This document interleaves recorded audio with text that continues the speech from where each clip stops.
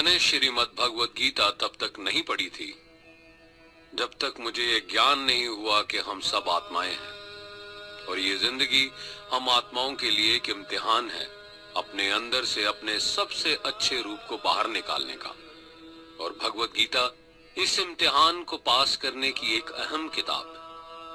भगवत गीता के 18 अध्याय हैं और ये संस्कृत में परमात्मा द्वारा दी गई थी। समय के साथ संस्कृत भाषा रोजमर्रा की जिंदगी से निकल गई और ये ज्ञान मनुष्य से दूर हो गया। समय समय पर भगवत गीता के साधारण अक्षरों में अनुवाद किया गया। इसी कोशिश को आगे बढ़ाते हुए आने वाले 9 मिनटों में भगवत गीता के कुछ अहम हिस्सों को, ये ज्ञान परमात्मा ने भगवान कृष्ण के द्वारा सबसे बड़े धर्म युद्ध महाभारत की रणभूमि कुरुक्षेत्र में अर्जुन को कुछ 5000 साल पहले दिया। ये वो वक्त था जब धर्म का बार बार उल्लंघन हुआ, परमात्मा का डर मनुष्य से निकल गया।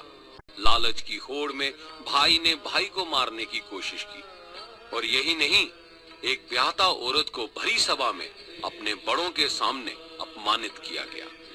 इससे पहले कि मनुष्य जाति धर्म युग से निकलकर पूर्ण रूप से कलयुग में जाती, युद्ध की रणभूमि में युद्ध से कुछ पहले परमात्मा ने गीता भगवान कृष्ण के द्वारा मनुष्य जाति के कल्याण के लिए दी। ऐसे ही जैसे कभी तुरा मोसेस को, गॉस्पेल जीसस को और कुरान प्रॉफिट मोहम्मद को दी। गीता, बाइबल, कुरान, तुरा, गुरु ग्रंथ साहिब परमात्मा द्वारा दी गई किताबें हैं जो किसी एक धर्म के लिए नहीं बल्कि पूरी मनुष्य जाति के लिए है, पूरी इंसानियत के लिए है, सब आत्माओं के लिए है। क्योंकि ये आत्मा को परमात्मा के बारे में, उसकी सृष्टि के बारे में और सबसे अहम ये उन कायदों के बारे में समझाती है जिनका आत्मा को मनुष्य के रूप में हर हाल में पालन करना होगा, रक्षा करनी होगी।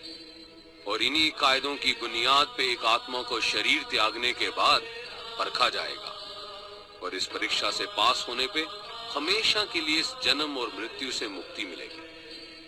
परमात्मा भगवत गीता की शुरुआत हूं। मैं शुरू से भी पहले था और सब खत्म होने के बाद भी रहूंगा। सब मुझ में है, सब में हूं। जो भी तुम छू सकते हो, देख सकते हो, चख सकते हो या सुन सकते हो, वो सब मैं हूं। ये नदियां, पहाड़, सूरज, ग्रहण, चांद, सितारे सब मैंने बनाए हैं। मैंने ही भगवान, शैतान, राक्षस और इंसान बनाए। मैं सर्वव्यापी हूं, सब में रहता हूं, सब में मैं हूं, मैं ही हूं।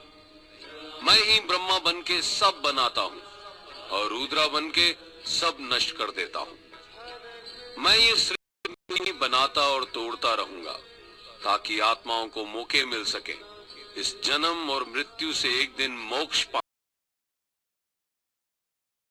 के साथ रहने को। भगवत गीता कहती है सबसे बड़ी परीक्षा के लिए परमात्मा ने प्रकृति का निर्माण 5 तत्व हवा, अग्नि, जल, पृथ्वी और ईथर से किया, जिन्हें हम छू के, चख के, सूंघ के, देख के समझ सकते हैं। पर खुद परमात्मा इन 5 इंद्रियों, उन्हें आत्मा इन इंद्रियों से नहीं जान सकती। आत्मा 5 इंद्रियों के से ही है, जैसे एक लोहे का रोबोट जिसे अपने बनाने वाले का कोई पता नहीं। अर्जुन को भी परमात्मा का विराट रूप देखने के लिए भगवान कृष्ण ने दिव्य नेत्र दिए।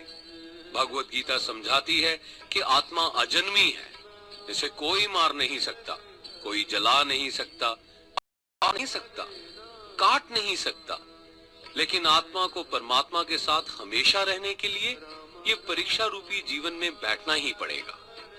इस परीक्षा से परमात्मा से बिछुड़ के आत्मा को पृथ्वी किसी न किसी रूप में जन्म लेना पड़ता है और 88 जीने और भोगने के बाद एक आत्मा को मनुष्य का शरीर और दिमाग मिलता है। इस सबसे बड़ी मर्यादाओं की परीक्षा में बैठने के लिए हर मनुष्य को इस पूरी परीक्षा के दौरान तरह तरह की अच्छी और बुरी भावनाओं के चक्रव्यूह में अपने ही भाई बहन के साथ डाला जाता है। जिसमें हर आत्मा को अपने अंदर तामसिक और राजसिक अवगुणों से निकल के सात्विक जीवन में प्रवेश करने के मौके मिलते हैं। हमारे तामसिक गुण वो हैं जो हमारे अंदर हीन भावना पैदा करके हमें खुद को उदास और नुकसान पहुंचाते हैं, और हमारे राजसिक गुण हमें ईर्ष्यालु और लोभी बना के दूसरों के प्रति नुकसान पहुंचा सकते हैं। इस परीक्षा के दौरान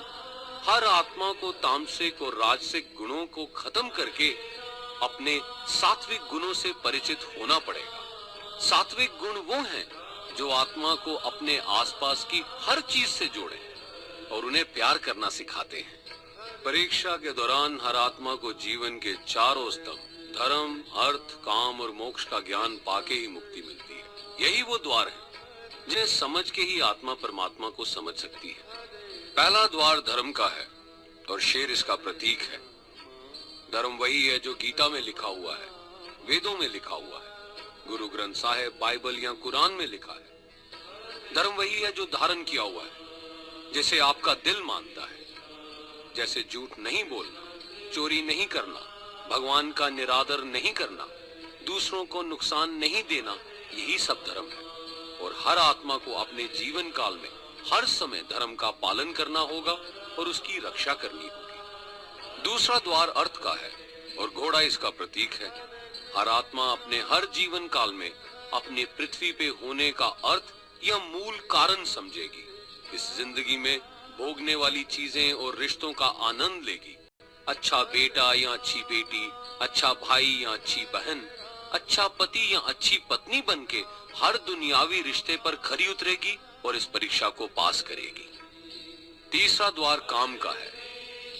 भगवत गीता समझाती है कि हर मनुष्य के अंदर काम, क्रोध, लोभ, मोह, अहंकार और ईर्ष्या जैसी 6 भावनाएं हमें अपने और दूसरों के प्रति नुकसान पहुंचा सकती हैं। इन भावनाओं को हर मनुष्य को हमेशा अपने नियंत्रण में रखना होगा, क्योंकि इनके बहाव में किया हुआ कोई भी काम हमारे जीवन भर की परेशानी का कारण बन सकता है। और एक आत्मा संतोष और सादगी से इन भावनाओं पे हमेशा के लिए विजय पा सकती है। चौथा स्तंभ मोक्ष का है और हाथी इसका प्रतीक है। इस परीक्षा रूपी जीवन में हर मनुष्य हर समय कुछ इच्छाएं रखता है। कुछ इच्छाएं एक ही जन्म काल में पूरी हो जाती हैं, पर कुछ अधूरी रह जाती हैं और उनके पूरा होने के लिए आत्मा को वापस पृथ्वी पे आना पड़ता है। भगवत गीता समझाती है कि हमारी इच्छाएं ही मूल कारण है हमारे पृथ्वी पे वापस आने का, और अगर हम कोई भी इच्छा ना रखें तो हम इस जीवन और मृत्यु से मुक्त हो सकते हैं। ये द्वार माफी का भी है। जिन्होंने आपके साथ बुरा किया उनको माफ करके और जिनसे आपने बुरा किया उनसे माफी मांग के मुक्ति पाई जा सकती है। जब तक आत्मा इन चारों दरवाजों धर्म, अर्थ, काम और मोक्ष को समझ नहीं लेती, तब तक आत्मा को बार बार इस मनुष्य रूप में आना ही पड़ेगा। परीक्षा का समय खत्म होते ही आत्मा शरीर और अन्य सब वस्तुओं का त्याग कर देती है। जो भी संसार में रहकर बनाया वो अब किसी और का होगा, और आत्मा अपने कर्मों के फैसले के लिए चली जाती है। आत्मा के अच्छे बुरे कर्मों का हिसाब होता है। अपने अच्छे कर्मों के लिए आत्मा कुछ वक्त के लिए स्वर्ग और दुष्कर्मों के लिए नरक में चले जाती है। नरक में आत्मा को अपने पापों के अनुकूल सजाएं मिलती हैं, पर सजा खत्म होने के बाद आत्मा को फिर से एक नया शरीर और नया दिमाग मिलता है इस परीक्षा में फिर से बैठने के लिए। और हर परीक्षा में वही सब फिर दोहराया जाएगा, ये 4 स्तंभ धर्म, अर्थ, काम और मोक्ष को समझने के लिए। हर जन्म में अपने कई जन्मों के कर्मों के हिसाब से हर आत्मा को कभी अच्छे और कभी बुरे हालातों से जाना पड़ता है। लेकिन जब तक आत्मा परमात्मा के साथ योग को नहीं समझ लेती, वो मुक्ति नहीं पा सकती। भगवत गीता समझाती है कि मनुष्य अपने शरीर, दिमाग या दिल से भगवान को पा सकता है। शरीर द्वारा किए कर्मों के माध्यम से परमात्मा को पाने को कर्म योग कहते हैं। ऐसे कर्म जो परमात्मा की इच्छा से हो और दूसरों के कल्याण के लिए हो। वाल्मीकि ने रामायण लिख के, श्रवण ने अपने माता पिता की सेवा और उन्हें 4 धाम की यात्रा करवा के, मदर टेरेसा ने अपने प्यार और सेवा के माध्यम से, और मैडम क्यूरी ने वैज्ञानिक खोज में अपने जीवन का बलिदान देके अपने कर्मों द्वारा परमात्मा को पाया। भगवत गीता समझाती है कि एक आत्मा दिमाग से भी परमात्मा के साथ योग लगा सकती है। इसे राजा योग कहते हैं, क्योंकि दिमाग या मस्तिष्क सब इंद्रियों का राजा है। एक मनुष्य अपनी आस्था, सांस प्रणाली, आसन, अभ्यास, साधना और तपस्या से परमात्मा को इस योग के रास्ते पा लेता है। इस योग को समझने के लिए हमें अपने अंदर की एनर्जीज यानी चक्रा और कुंडलिनी को समझना पड़ेगा। आत्मा मस्तिष्क से मेडिटेशन या ध्यान लगा के परमात्मा के साथ योग लगा सकती है। शंकराचार्य, स्वामी परमहंस, स्वामी विवेकानंद और उनके जैसे कई योगी इस योग के रास्ते परमात्मा के साथ संधि लगा पाए। परमात्मा भगवत गीता में कहते हैं कि अगर किसी आत्मा को धर्म ना भी समझ आए, योग ना भी समझ आए, पर अगर वो मेरी शरण में आ जाए तो मैं उसके सारे पाप माफ कर देता हूँ। परमात्मा को ऐसी दिल की गहराइयों से पुकार के पाने को भक्ति योग कहते हैं। चैतन्य महाप्रभु, मीराबाई और भगवान हनुमान इस योग के सबसे बड़े उदाहरण हैं। लेकिन कभी आत्मा अपने होने का मूल कारण भूल के धर्म का उल्लंघन करे या पाप के रास्ते पे निकल जाए तो उसे ठीक करने के लिए परमात्मा खुद किसी रूप में पृथ्वी पे जन्म लेते हैं।